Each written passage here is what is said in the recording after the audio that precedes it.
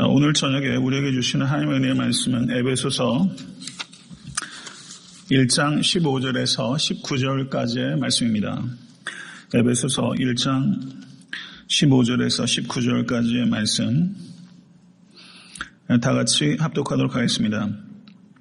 이를 인하여 주 예수 안에서 너의 믿음과 모든 성도를 향한 사랑을 나도 듣고 너희를 인하여 감사하기를 마치 아니하고 내가 기도할 때 너희를 말하노라. 우리 주 예수 그리스도의 하나님 영광의 아버지께서 지혜와 계시의 정신을 너에게 주사 하나님을 알게 하시고 너의 마음 눈을 밝히사 그의 부르심의 소망이 무엇이며 성도 안에서 그 기업의 영광의 풍성이 무엇이며 그의 힘의 강력으로 역사심을 따라 믿는 우리에게 베푸신 능력의 지극히 크심이 어떤 것을 너희로 알게 하시기를 구하노라. 아멘. 하나님의 말씀입니다. 우리 전우자 여러분 돌아보시면서 은혜 받으시기 바랍니다. 이렇게 좀 인사하시죠. 네. 인사하시기 좀 쑥스럽지 않으세요? 인사하시라고 하는 저도 좀 가끔 쑥스럽다 했습니다. 네. 오늘 정말 은혜 많이 받으셨으면 하는 바람이 있어서 그런 인사 나누시라고 그랬어요. 지난 주일 1부 예배 설교를 할 때는 제가 그 컨디션이 괜찮았는데 2부 예배 설교하는데 막 식은땀이 많이 나면서 목도 잠기 굉장히 애를 먹었어요. 그래서 제가 굉장히 힘들었는데 그냥 그래도 하나님께 감사하더라고요. 예전에는 설교가 제가 아무래도 제 마음을 바라는 게 있잖아요. 설교를 이렇게 하다 보면 성도님들이 흐트러지고 하는 것들도 보여요. 그러면 속이 굉장히 상해요. 근데 그날은 속이 좀 상하기도 했지만 그래도 그냥 감사하는 마음이 많이 들었어요. 저도 조금 목사가 되나 봐요. 그냥 제가 원하는 대로 돼도 감사하고 제가 원하는 대로 안 돼도 감사하고 그냥 하나님께서 거두시는 것이 있겠다 생각해서 설교의 결과에 대해서 그건 하나님께 맡겨두고 제가 좀 자유함이 확실히 많이 생겼어요. 옛날 같으면 그럼 그날 밤새워 잠 못 잤어요. 근데 요즘은 그래도 2다리 뻗고 잠 잘 자는 편에 속합니다. 그것도 은혜라면 은혜라고 할 수 있겠고요. 오늘 저녁에 모쪼록 성도님들 많이 은혜 받으시게 되기를 간절히 기도하는 마음으로 말씀 준비했고 또 전하도록 하겠습니다. 수요 예배 강의는 좀 어떻게 보면 지나칠 만큼 제가 철저하게 본문으로 들어가고 있어요. 왜냐하면 주일에는 제가 그렇게 설교할 수 없기 때문입니다. 왜냐하면 강의 설교이기 때문에 본문을 매 주마다 철저하게 따라가기 때문에 흐름을 알고 계시기 때문에 본문을 깊이 다뤄도 크게 무리 없이 따라오실 수 있어요. 그런데 주일날은 그렇게 하기 현실적으로 어렵습니다. 그래서 이 수요일은 제가 아주 각오를 하고 본문의 의미를 철저하게 마치 광산에 깊이 들어가서 다이아몬드를 캐내는 것 같은 마음으로 그거 놓치고 나올 수 없잖아요. 이번 한번 지나가면 이게 5년 뒤가 될지 10년 뒤가 될지 모르니까 에베소서를 다시 오게 될 수 있는 일이 그래서 철두철미하게 강의를 하고 혹 이 시간에 충분히 이해가 되지 못하면 CD를 통해서라도 반복적으로 들으면 얻으실 수 있도록 하기 위해서 제가 철저하게 강의합니다. 그것을 취지를 이해하시고 말씀을 들으시기를 바랍니다. 사도 바울께서 1장 1절과 2절에서 인사말을 끝내기가 무섭게 사도 바울은 에베소서에서 곧바로 편지의 본론으로 직행했습니다. 그리고 3절에서 14절까지 성부, 성자, 성령 하나님께서 하신 일들에 대해서 사도 바울이 찬미를 쏟아내었어요. 폭발적으로 하나님을 찬양했던 말씀입니다. 그런데 오늘 본문은 그 사도 바울의 그 praise, 찬양에 이어서 사도 바울의 prayer, 기도가 기록되어 있는 부분이에요. 1장은 그렇기 때문에 한마디로 요약하면 사도 바울의 praise와 사도 바울의 prayer가 결합된 말씀이라고 볼 수 있고 이것은 능력 있는 성도는 이 praise와 prayer가 결합된다는 것을 우리에게 가르쳐주고 있는 것입니다. 성도님들의 찬양과 기도가 안녕하십니까? 이 두 가지가 반드시 결합될 수 있게 되기 주님을 간절히 축원합니다. 사도 바울의 기도가 에베소서에 3차례 기록되어 있는데 그 위치가 의미심장합니다. 에베소서의 1장에 한번 기록되어 있고 3장에 기록되어 있고 6장에 기록되어 있어서 에베소서의 시작과 중간과 끝에 사도 바울의 중보기도가 기록되어 있어요. 이것은 교회는 기도로 시작되고 교회는 기도로 성장하며 교회는 기도로 승리하기 때문입니다. 저는 여러분의 삶의 시작도 그리고 중간도 끝도 기도로 이어질 수 있게 주님을 간절히 축원합니다. 오늘 번역상으로 보시면 오늘 저는 15절에서 19절까지만 읽었지만 15절에서 23절은 성경 원어를 보시면 실제는 한 문장이에요. 3절부터 14절까지가 한 문장으로 기록되어 있다고 제가 말씀을 드린 바 있습니다. 그런데 15절에서부터 23절도 사실상은 한 문장입니다. 우리 번역상으로는 15절과 16절이 하나의 문장으로 완성이 되고 있고 본문을 보시면서 따라오세요. 17절부터 19절까지가 두 번째 문장, 20절에서 22절이 세 번째 문장, 23절이 네 번째 문장으로 구성되어 있지만 실제 성경 원어는 하나의 문장이고 3절에서부터 14절까지가 202개의 단어로 구성되어 있다면 15절에서부터 23절은 제가 직접 다 셌습니다. 169개의 단어로 구성되어 있어요. 그야말로 에베소서는 끝도 없는 장문으로 연결되어 있어요. 정말 유례가 없는 문장들이 이어지고 있는 것을 볼 수가 있습니다. 사도 바울께서는 이 두 번째 장문을 시작하면서 이를 인하여 주 예수 안에서 너희 믿음과 모든 성도를 향한 사랑을 나도 듣고 이 너희를 인하여 감사하기를 마지 아니하고 라고 새로운 주제를 도입하고 있습니다. 감사하기를 마지 아니하고는 감사하기를 그치지 아니하고 이런 뜻이에요. 다른 말로 하면 나는 감사하는 것을 멈출 수 없습니다. 이렇게 말하고 있는 것입니다. 사도 바울이 지속적으로 감사할 수밖에 없는 이유는 두 가지예요. 그리스도에 대한 믿음과 모든 성도를 향한 사랑을 소식을 듣고서 나는 감사를 멈출 수 없습니다. 성도 여러분, 교회를 우리가 생각할 때 교회의 수준을 가늠할 수 있는 지표는 교세가 아니에요. 제가 1년에 한 번씩 교단 지방회와 그리고 총회에 참석합니다. 그러면 제가 제출해야 되는 게 있어요. 교세 보고서가 있어요. 지난해 교회 재정이 얼마인지, 지난해 교회 성도 수가 아이부터 노년일까지 몇 명인지를 제가 적어서 제출해요. 이게 교세예요. 교세 보고서예요. 그런데 모르겠습니다. 제가 교단에서 힘께 나설 수 있으면 주 안에서 믿음과 다른 성도들을 향한 모든 사랑은 어떠하신지 보고하십시오. 정말 교회가 보고해야 되는 것은요, 교회의 재정과 교인들의 숫자가 아니라 주를 향한 love to Jesus, love to other people, 예수 그리스도를 향한 사랑과 성도들을 향한 사랑이 어떠한지가 보고가 되어야 되는 거예요. 저는 우리 교회가 솔직히 말씀드려볼까요? 교세가 커졌으면 좋겠어요. 지나치게 커지진 말고 하나님의 일을 마음껏 할 수 있는 만큼은, 우리에게 주신 소명을 할 수 있는 만큼은 교세가 커지길 바라요.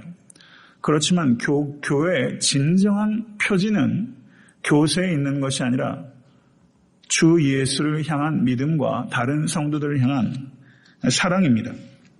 이 두 가지가 결여가 되면 교세가 아무리 커도 그 교세는 하나도 자랑할 것이 못 되고 오히려 부끄러워해야 하는 것을 우리는 생각해야 됩니다.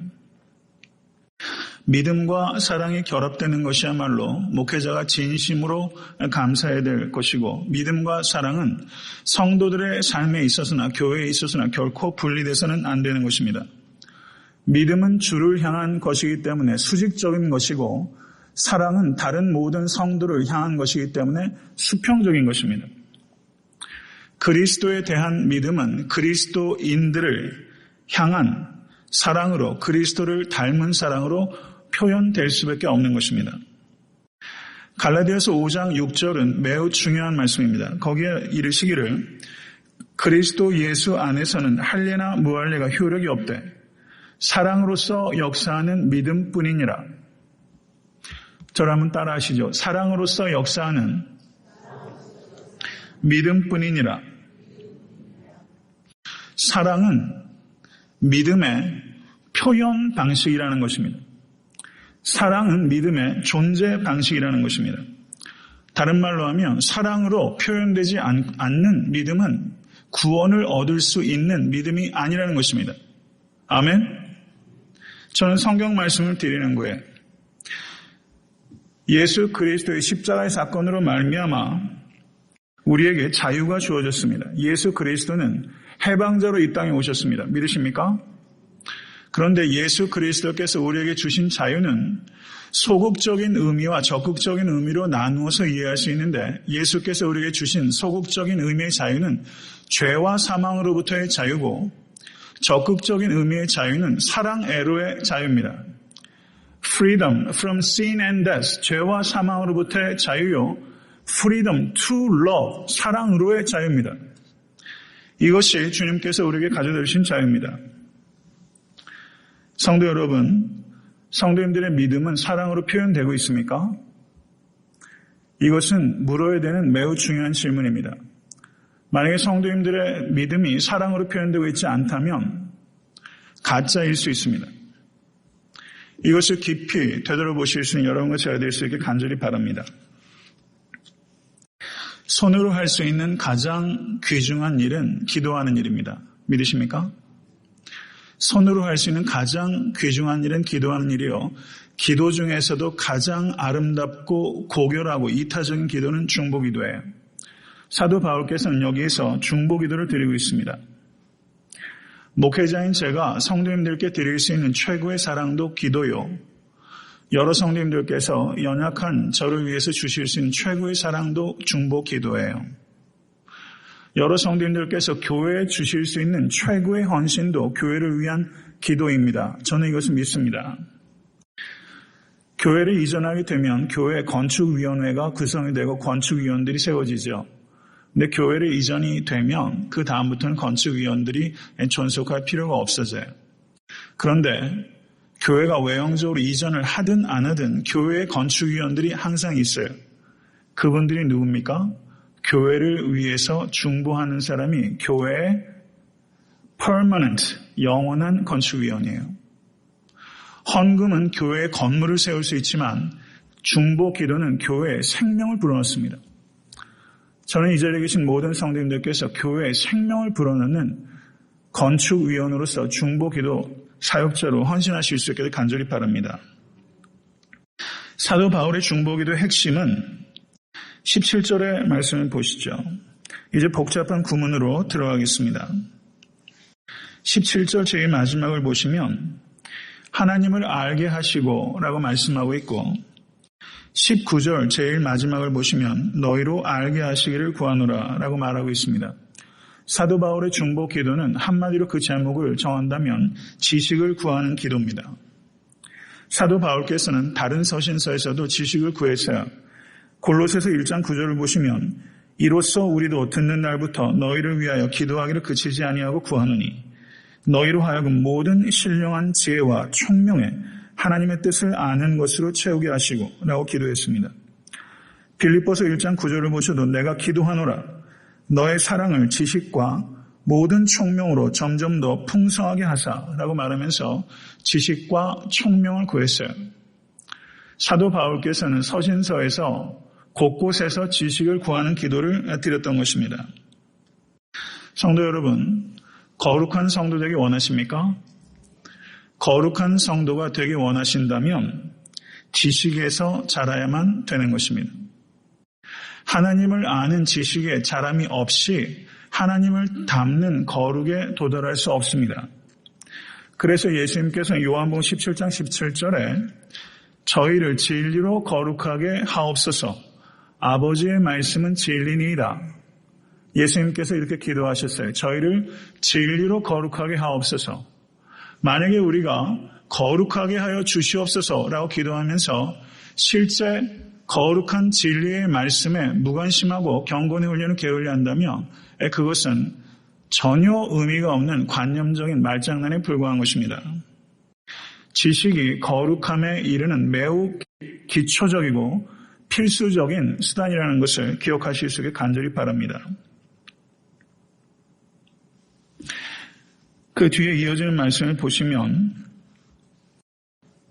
그러나 이 하나님을 아는 지식은 인간의 이성으로 알기에는 너무 광대한 지식이고 너무 깊은 지식입니다. 그래서 17절의 말씀에 우리 주 예수 그리스도의 하나님 영광의 아버지께서 지혜와 계시의 정신을 너희에게 주사라고 말씀하고 있어요.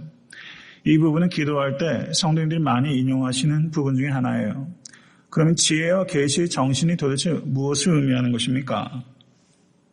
영어 번역을 보시면 이 부분에 있어서 차이가 있다는 것을 알 수 있을 것입니다. 여기서 정신이라고 번역되고 있는 성경 원어가 푸뉴마라고 번역되는 부분이에요. 이 부분은 좀 경청을 특별히 하십시오. 지혜와 계시의 정신할 때 이 정신이 푸뉴마라는 단어가 사용되어 있는데 여기에서 개역 한글 번역은 이것을 정신이라고 번역했습니다. 인간의 정신을 얘기하는 거예요. 그런데 개역 한글의 번역과 같은 의미를 전달한 영어 번역본들이 많이 있어요. RSV 번역을 보시면 이렇게 번역하고 있습니다. A spirit of wisdom and of revelation. 그래서 a spirit 이라면서 부정관사를 붙여서 a spirit of wisdom and revelation 이라고 번역하고 있고 요즘에 그 유스아이들이 많이 보는 영어 성경이 NLT 번역이라고 조금 더 의역을 한 번역본이 있습니다. 거기에는 spiritual wisdom and insight라고 번역하면서 이것이 지혜와 계시의 정신이 분명히 인간의 능력에 속한 정신이라고 그렇게 번역하고 있는 거예요. 이렇게 번역하고 있는 성경 번역본 중에 하나가 공동 번역입니다. 영적인 지혜와 통찰력을 주옵시고 라고 번역하고 있어요. 이렇게 번역하는 근거가 이 푸뉴마라는 단어 앞에 정관사가 없습니다. 그렇기 때문에 이 푸뉴마라는 말이 성령이 아니라 인간의 정신, 인간의 능력을 나타내는 것으로서의 지혜와 계시의 정신이라고 번역한 것입니다. 여기까지 따라오셨어요?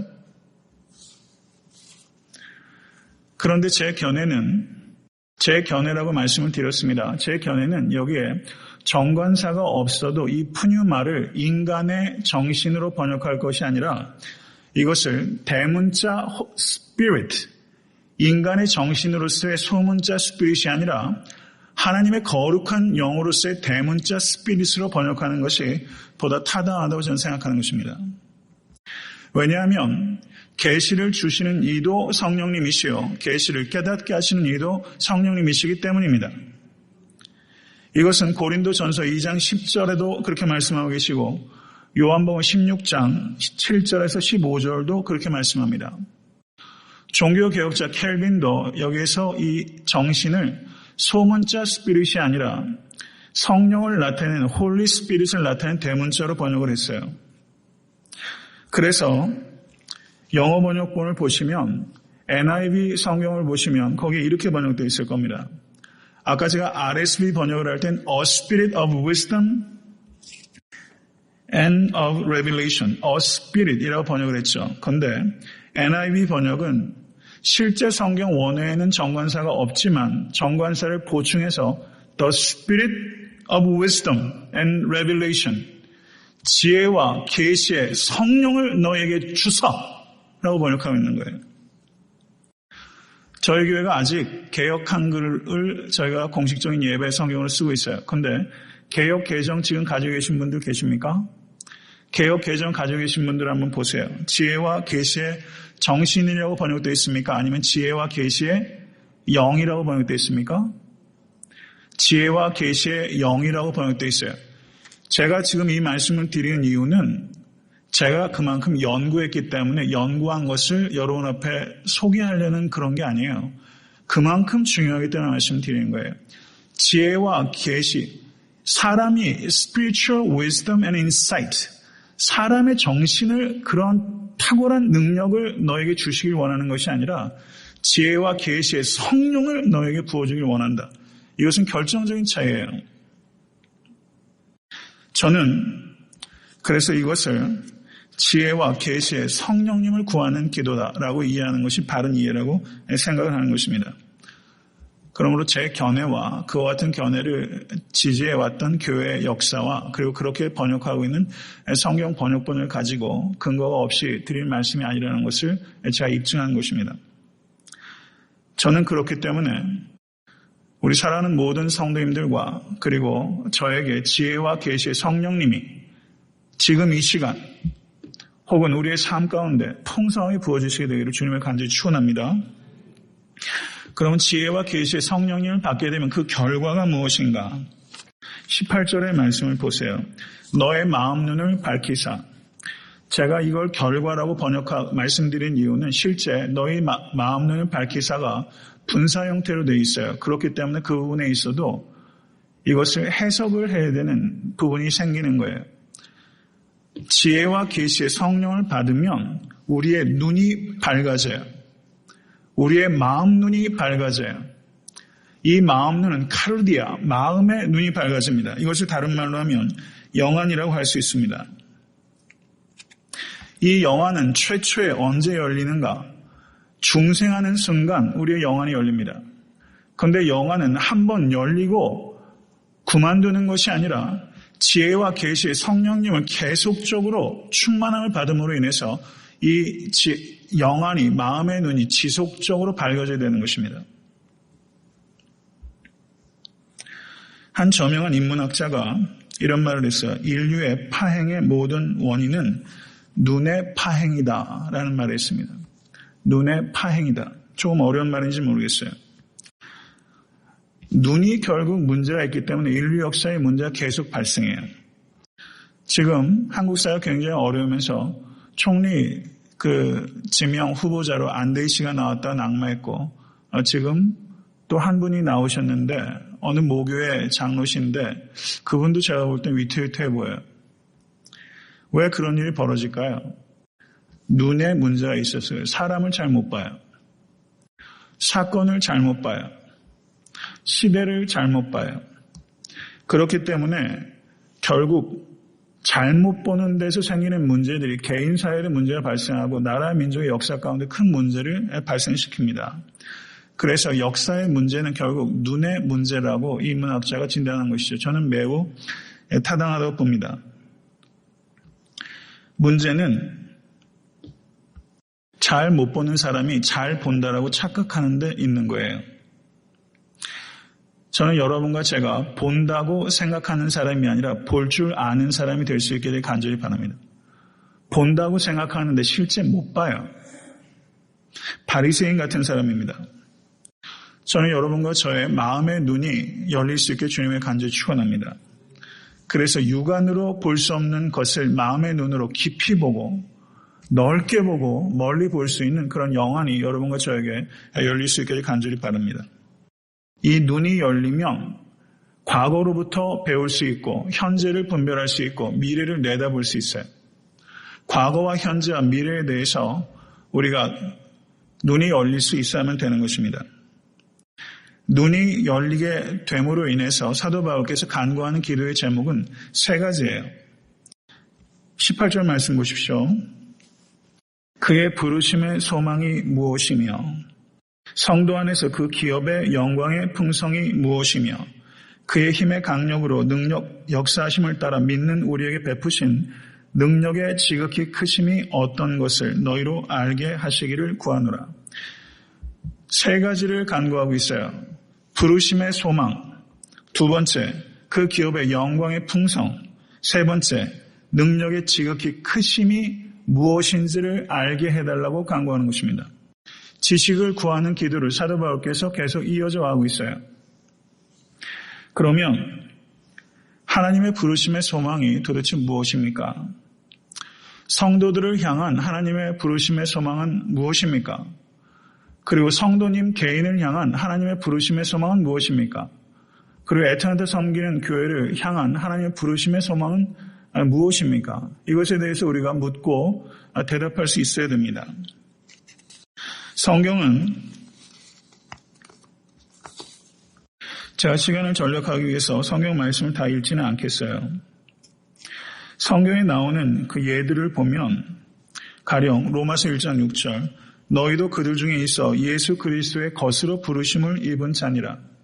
로마서 1장 6절의 말씀은 우리가 부르심을 받았는데 예수 그리스도의 소유로 부르심을 받았다고 말씀하고 있습니다. 두 번째, 고린도전서 1장 9절을 보시면 그리스도와의 교제로 우리를 부르셨다라고 말씀하고 있습니다. 고린도전서 1장 2절은 거룩한 성도로 우리를 부르셨다라고 말씀합니다. 갈라디아서 5장 13절은 그리스도의 자유로 부르셨다고 말씀하고 있고, 골로새서 3장 15절은 그리스도의 평강으로 우리를 부르셨다고 말씀하고, 베드로전서 2장 21절에서 22절은 그리스도의 고난으로 우리를 부르셨다라고 말씀하고 있고, 데살로니가 전서 2장 12절은 그리스도의 영광으로 우리를 부르셨다라고 말씀하고 있습니다. 간단하게 제가 말씀을 드립니다. 하나님께서 우리를 부르셨습니다. 믿으십니까? 하나님께서 우리를 미리 아셨고 미리 정하셨고 그리고 우리의 삶 가운데 성령을 통해서 우리를 부르셨어요. 그 부르심에 목적이 있습니다. 그것을 제가 말씀드린 성경의 예들은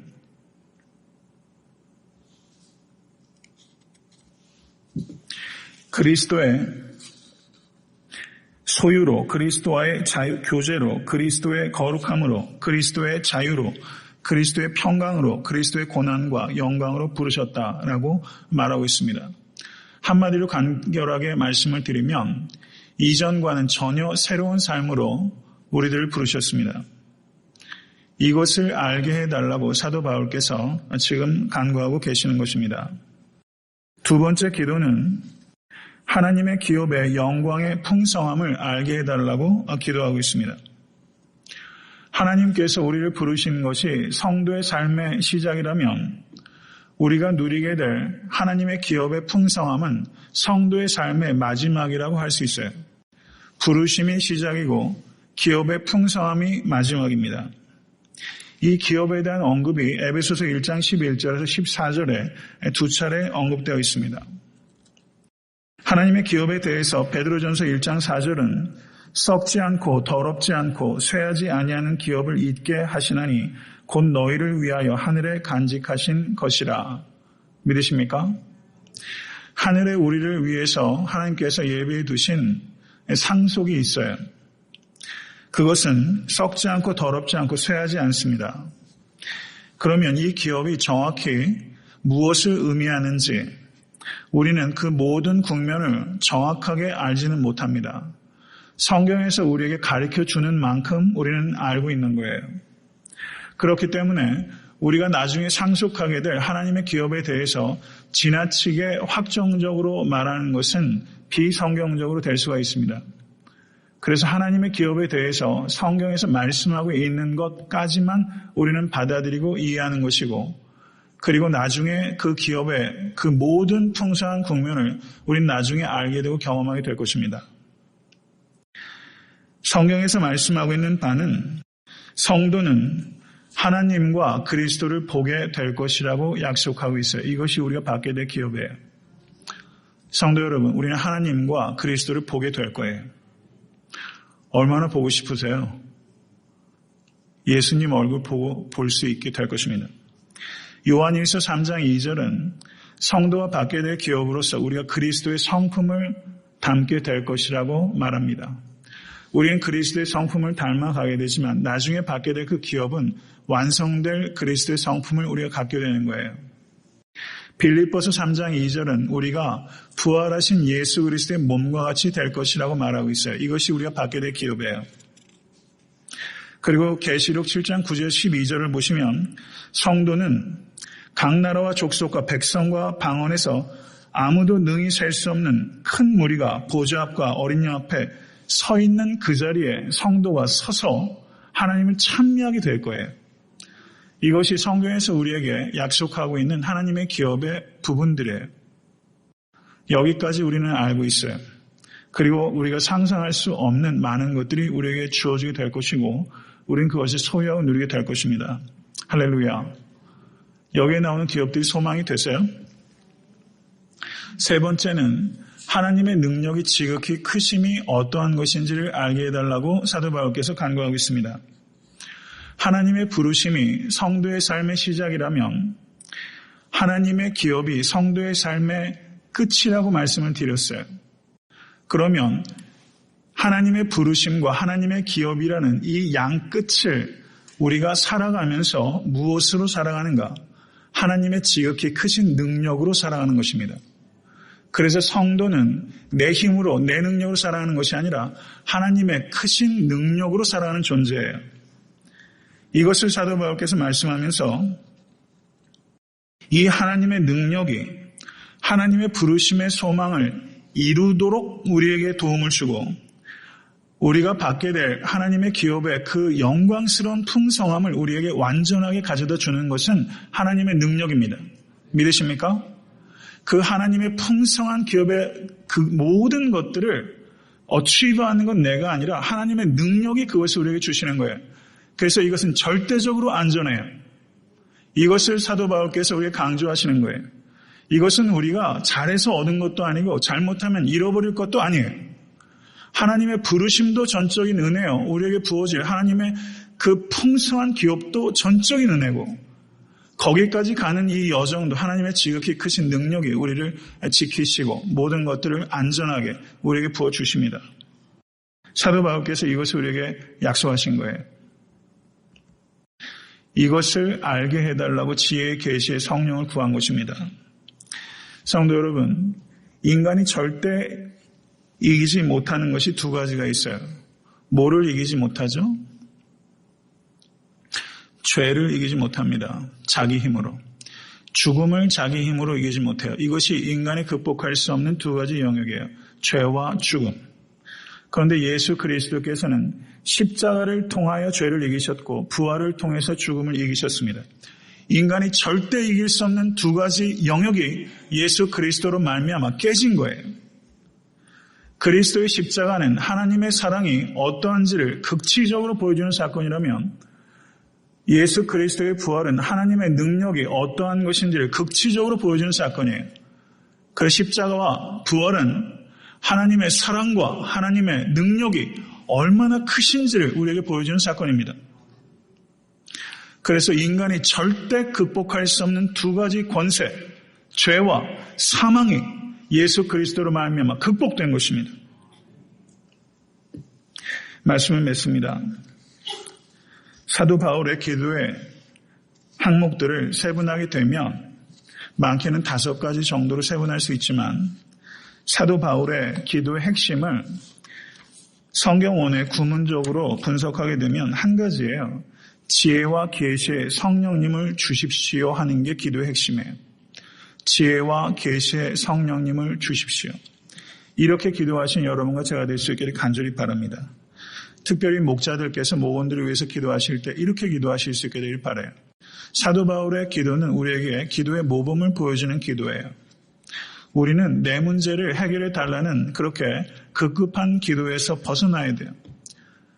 그 수면에 그 찰랑거리는 물 위에서 기도하는 것을 멈추고 제가 예전에 설교할 때 말씀드렸던 것처럼 바닷속 심에 깊숙이 내려가서 가장 깊이 내려갈 수 있는 물고기가 향유고래라고 제가 말씀을 드렸죠. 향유고래는 바다 깊은 데 내려가면 거기에 물고기가 거꾸로 서요. 그래서 거기서 한동안 오랫동안 자맥질을 하고 있다가 수면 위로 올라와요. 사도 바울의 기도는요. 성도들의 삶의 문제들의 그 찰랑거리는 해수면 위에서 기도하는 것이 아니라 가장 깊숙한 곳에 가서 거기에서 큰 물길을 일으키는 기도. 이와 같은 지혜와 계시의 영을 받고 그리고 사도 바울이 구체적으로 얘기했던 그런 국면들을 이해하게 되면 내가 가난에 처하든 부하든 건강하든 질병에 빠지든 자녀의 형편이 어떠하든지 나에게 어떠한 일이 부딪히는지 상관없이 사도 바울께서 그 밑에서 기도했던 그 기도의 그 큰 기도가 성도들을 건지고 넉넉하게 승리할 수 있게 하기 때문에 사도 바울은 그곳에 가서 기도하고 있는 거예요. 우리의 기도가 바뀌어야 돼요. 기도가 바뀌어야 기도하는 사람이 바뀌어요. 기도가 안 바뀌어요. 절간 다니는 사람이나 교회 다니는 사람이나 알라를 섬기는 사람이나 힌두교를 추종하는 사람이나 기도하는 내용이 하나도 다를 것이 없다면 여러분 그게 어떻게 된 기도겠습니까? 사도 바울이 오늘 드리고 있는 이 기도는 우리의 기도에게 경종을 울려주는 기도예요. 우리가 깊이 내려가는 경종을 여러분과 저에게 주고 있는 기도고 이것이 본질적인 문제예요. 나머지는 피상적인 것입니다. 한 가지를 강조하고 말씀을 맺고자 합니다. 사도 바울께서 지혜와 계시의 성령님을 구하고 있어요. 그리고 그것을 구하는 이유는 하나님의 영이신 성령님을 통해서 하나님을 알게 되기 때문입니다. 그러면 이것에 대해서 오해하게 되면 지혜와 계시의 성령님을 구하는 기도만 하고 나의 노력은 필요하지 않은가 하는 문제가 발생하는 것이죠. 그것을 그렇게 해석하면 그것은 매우 잘못된 것입니다. 하나님을 아는 깊은 영적 지식은 성령님의 조명이 없이는 도달할 수 없지만 그렇다고 지혜와 계시의 성령님께서 인간의 지성을, 성도의 지성을 무시하지 않습니다. 성경과 그리스도 안에 계시된 하나님의 계시에 대해서 깊이 읽고 깊이 생각하시는 성도님 되실 수 있게 주님을 간절히 축원합니다. 믿음은 이 대목이 중요한 거예요. 믿음은 지성을 초월합니다. 그러나 믿음은 지성에 기초합니다. 그렇기 때문에 말씀을 깊이 읽고 묵상하는 그것은 믿음의 기초예요. 지식이 없으면 절대 높은 영성에 도달하지 못합니다.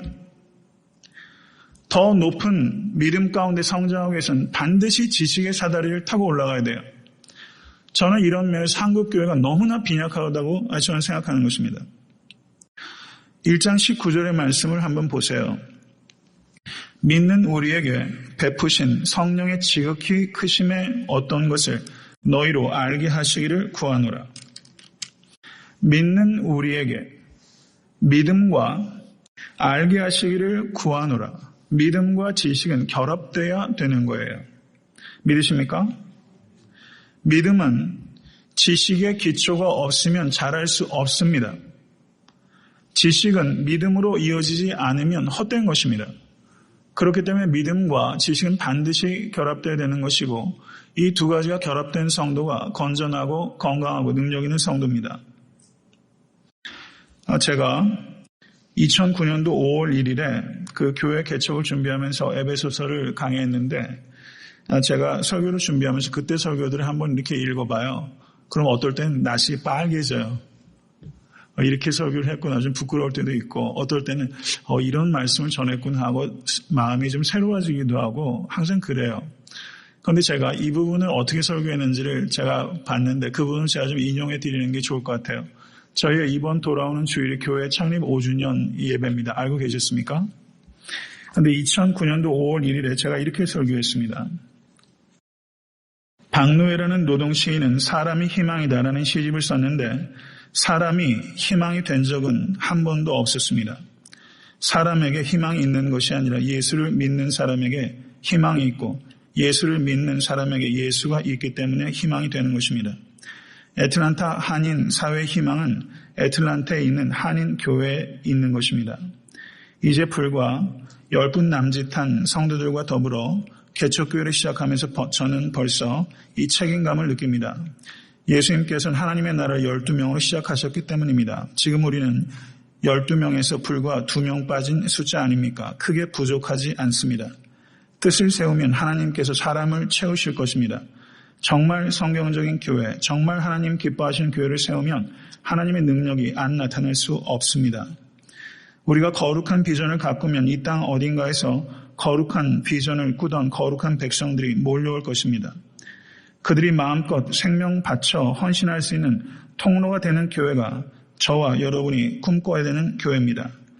저는 이런 교회가 하나쯤 있어서 고맙다는 말을 애틀란타 섬기는 교회가 듣기를 원합니다.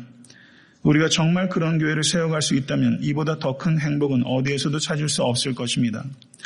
존 웨슬리는 하나님 외에 아무것도 바라지 않고 기도하며 복음만 전할 수 있는 사람 100명만 있다면 충분히 지옥문을 흔들 수 있고 하나님 나라를 이 땅에 건설할 수 있다. 하나님은 다른 어떤 것보다 기도에 응답하시는 분이기 때문이다 라고 말했습니다.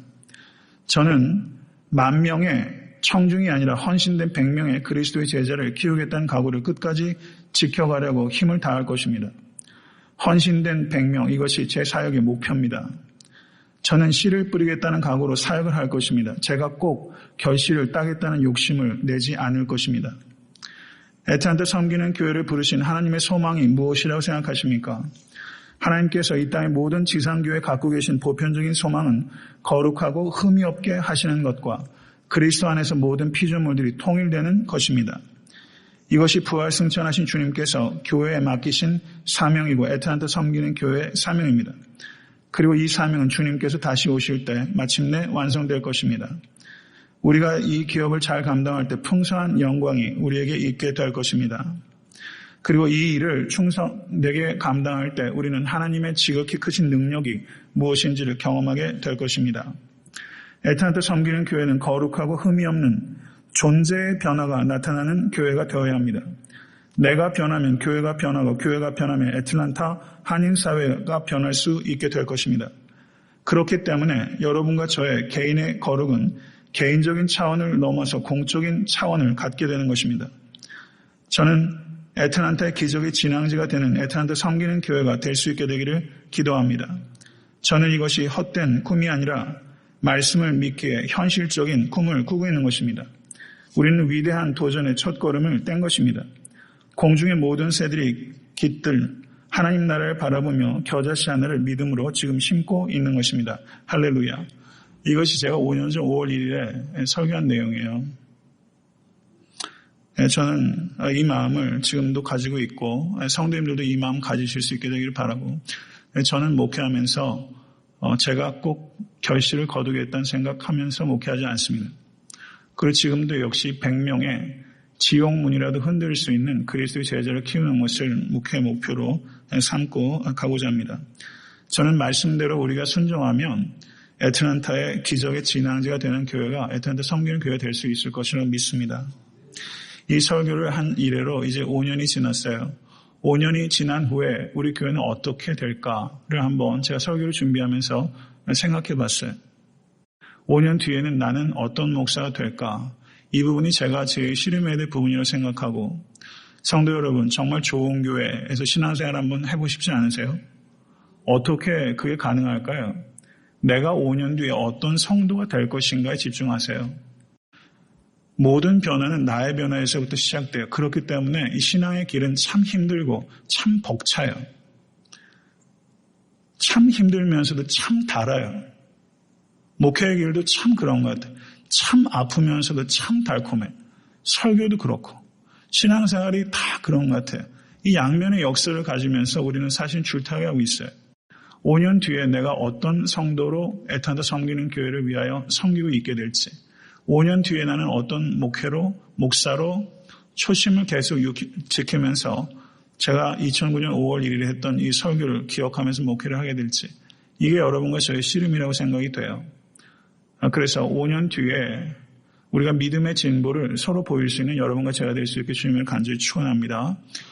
모쪼록 지혜와 계시의 성령님을 여러분과 저에게 부어주셔서 여러분이 세상을 닮지 않고 하나님을 닮고 애타한테 섬기는 교회가 세상을 닮는 교회가 아니라 하늘의 하나님을 닮는 교회가 될 수 있기 위하여 여러분과 제가 정말 가치 있고 의미 있게 살 수 있게 되기를 주님을 간절히 축원합니다.